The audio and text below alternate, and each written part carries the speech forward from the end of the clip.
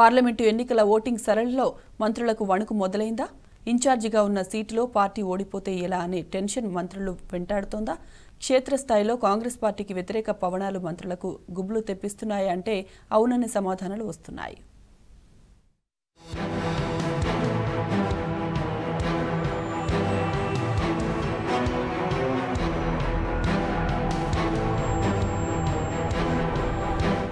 లోక్సభ ఎన్నికలను కాంగ్రెస్ అధిష్టానం ప్రతిష్టాత్మకంగా తీసుకుంది. అందులోనూ తెలంగాణ రాష్ట్రంపై హైకమాండ్ స్పెషల్ ఫోకస్ పెట్టింది. రాష్ట్రంలో ఎక్కువ సీట్లు గెలవడమే లక్ష్యంగా పెట్టుకున్నది. ప్రణాళికలో భాగంగా కనీసం 12 స్థానాల్లో గెలవాలని లక్ష్యాన్ని నిర్దేశించుకుంది.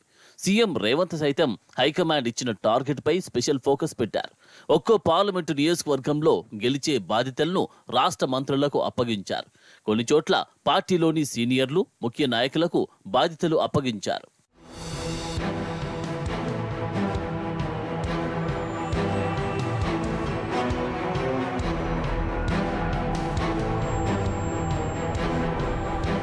ఇక మంత్రులకు ఇన్ఛార్జీలుగా ఉన్న సీట్లపై అధిష్టానం కూడా స్పెషల్ ఫోకస్ పెట్టిందట. వీటిలో ప్రధానంగా మంత్రి శ్రీధర్ బాబు పెద్దపల్లి, ఆదిలాబాద్ సీతక్క, కరీంనగర్ పొన్నం ప్రభాకర్, నల్గొండ ఉత్తమ్ కుమార్ రెడ్డి, సికింద్రాబాద్ కోమటిరెడ్డి వెంకటరెడ్డి, మెదక్ కొండ సురేఖ, జహీరాబాద్ దామోదర రాజనరసింహ, నాగర్ కర్నూల్ జూపల్లి కృష్ణారావు, మహబూబాబాద్ తుమ్మల నాగేశ్వరరావుకు ఇన్ఛార్జి బాధ్యతలు కట్టబెట్టారు. మిగిలిన స్థానాల్లో పార్టీ సీనియర్లు, ముఖ్య నేతలకు బాధ్యతలు అప్పగించారు. అందులో మహబూబ్ నగర్ స్థానంలో ఏఐసీసీ సెక్రటరీ సంపత్ కుమార్, నిజామాబాద్ స్థానంలో ఎమ్మెల్యే పి సుదర్శన్ రెడ్డి, వరంగల్ స్థానంలో ఎమ్మెల్యే రేవూరి ప్రకాష్ రెడ్డి, భువనగిరి స్థానంలో ఎమ్మెల్యే కోమటిరెడ్డి రాజగోపాల్ రెడ్డి, హైదరాబాద్లో ఒబేదుల్లా కొత్వాల్కు ఇన్ఛార్జి బాధ్యతలు అప్పగించారు.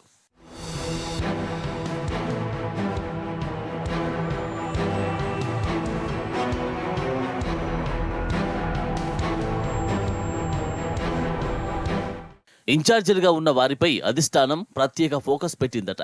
పార్టీ గెలుపులో కీలకంగా వ్యవహరించాలని ఆదేశించిందట. ఎన్నికల్లో అలసత్వం వహించిన ఇన్ఛార్జీలను సర్వే ఆధారంగా జాతీయ స్థాయి నేతలు ఎప్పటికప్పుడు దిశానిర్దేశం చేశారు. ఒకసారి నేరుగా రాష్ట్రానికి వచ్చి సమీక్షించగా మరోసారి జూమ్ మీటింగ్ ద్వారా పరిస్థితిని తెలుసుకున్నారు. ఎన్నికలను లైట్ తీసుకున్న ఇన్ఛార్జీలపై అధిష్టానం కన్నెర చేసే ఛాన్స్ ఉందని పార్టీలోనే చర్చ కొనసాగుతుంది. అందులో మంత్రులుగా ఉన్న వారికి కొందరికి డిమోషన్, మంత్రులుగా లేకపోయినా గెలిపించిన వారికి ప్రమోషన్ ఇచ్చి మంత్రులుగా చేయాలన్న ఆలోచనలో అధిష్టానం ఉందన్న టాక్ నడుస్తోంది. అందులో భాగంగానే ఎమ్మెల్యే రాజగోపాల్ రెడ్డి భువనగిరిలో గెలిపించే బాధ్యతలు తీసుకున్నట్టు టాక్. మంత్రి వెంకటరెడ్డికి సికింద్రాబాద్ బాధ్యతలను అప్పగించినా పెద్దగా పట్టించుకోలేదన్న వాదనలు వినిపిస్తున్నాయి. అందులో భాగంగానే కేసీ వేణుగోపాల్ నిర్వహించిన జూమ్ మీటింగ్లో వెంకటరెడ్డి పనిచేయడం లేదని క్లాస్ తీసుకోవడం పార్టీలో చర్చనీయాంశమైంది. సికింద్రాబాద్లో కాంగ్రెస్ గెలవకపోతే వెంకటరెడ్డి మంత్రి పదవికి ఏకంగా తన తమ్ముడి రూపంలో చిక్కులు తప్పవు అన్న చర్చ పార్టీలో మొదలైంది.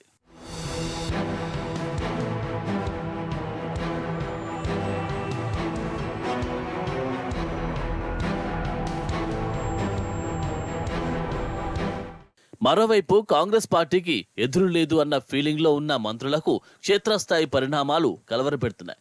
సైలెంట్ ఓటింగ్ తో పాటు పెరిగిన ఓటు శాతం మంత్రులకు కంటి మీద కునుకు లేకుండా చేస్తుంది.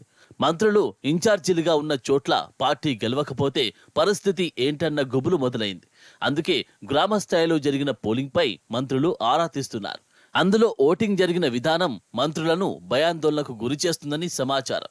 చాలా చోట్ల క్రాస్ ఓటింగ్ జరిగిందన్న సమాచారం క్యాడర్ నుంచి రాకపోవడంతో తమ సన్నిహితుల వద్ద ఆందోళన వ్యక్తం చేస్తున్నారట. రిజల్ట్ తారుమారైతే పరిస్థితి ఏంటన్న టెన్షన్ మంత్రుల్లో ఉందట. మరి చివరికి ఫలితాలు ఎలా వస్తాయో, ఎవరికి చిక్కులు తప్పవో తెలుసుకోవాలంటే మరికొన్ని రోజులు వేచి చూడాల్సిందే.